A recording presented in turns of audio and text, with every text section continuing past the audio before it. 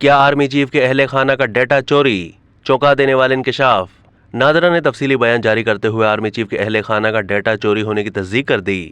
اس کا یہ بھی کہنا ہے کہ یہ واقعہ جس وقت پیش آیا اس وقت چیئرمین نادرا طارق ملک چھٹی پر بیرون ملک گئے ہوئے تھے۔ تاہم اب بھی یہ گمشدہ نکتہ ہے کہ ادارے کے جونیئر اسٹاف کو کیوں معطل کیا گیا اور بعض بڑے لوگوں کے مبینہ جرائم کا خمیازہ اب بھی بھگت رہے ہیں۔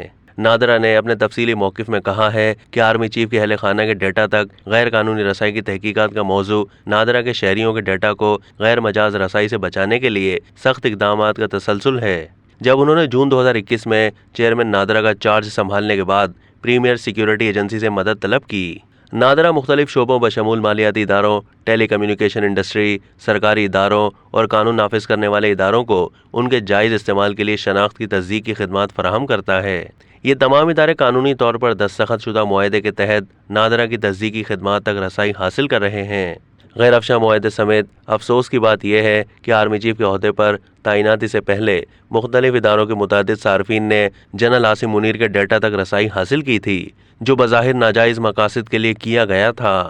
نادرا کے علاوہ قانون نافذ کرنے والے اداروں، بینکوں اور ہاؤسنگ اتھارٹی سمیت 9 اداروں نے آرمی چیف کے خاندان کے ڈیٹا تک رسائی حاصل کی۔ جاری انکوائری کے حوالے سے چیئرمین نادرا طارق ملک کی عدم موجودگی میں آرمی چیف کے خاندان کے ڈیٹا تک رسائی حاصل کی گئی جو نومبر 2022 میں سرکاری اسائنمنٹ پر رخصت پر تھے۔ یہ بات بھی قابل ذکر ہے کہ چیئرمین نادرا طارق ملک نے یہ جانچنے کے لیے ایک مشق شروع کی تھی کہ کیسے غیر مجاز طور پر ان کے ذاتی ڈیٹا تک رسائی حاصل کی تھی۔ ڈیٹا انالیٹکس کے ذریعے یہ بات سامنے آئی ہے کہ نومبر 2021 میں 24 صارفین نے ان کے ذاتی ڈیٹا تک رسائی حاصل کی۔ اس مشق کا دائرہ 2022 کے اوائل میں تمام قابل ذکر سیاستدانوں، عہدیداروں اور ممتاز عوامی شخصیات تک وسیع کر دیا گیا۔ اس سے ایک چونکا دینے والا انکشاف ہوا ہے کہ قانون نافذ کرنے والے اداروں، بینکوں اور ہاؤسنگ اتھارٹی سمیت مختلف اداروں نے سرکردہ سیاستدانوں اور حکومتی عہدیداروں کے ذاتی ڈیٹا تک غیر مجاز طریقے سے رسائی حاصل کی۔ ڈیٹا کی خلاف ورزی کو مد نظر رکھتے ہوئے ملک نے فوری طور پر کچھ اقدامات کر کے شہریوں کے ڈیٹا کو غیر ضروری طور پر غیر مجاز طور پر چیک کرنے کے مروجہ رواج کو ختم کر دیا۔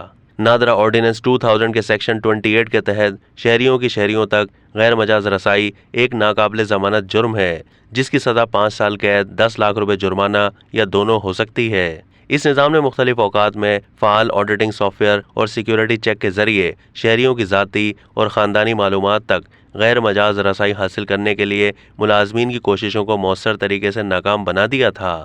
اب تک کے لیے اتنا ہی۔ مزید معلومات کے لیے ڈیلی جنگ کے YouTube چینل کو سبسکرائب کیجیے۔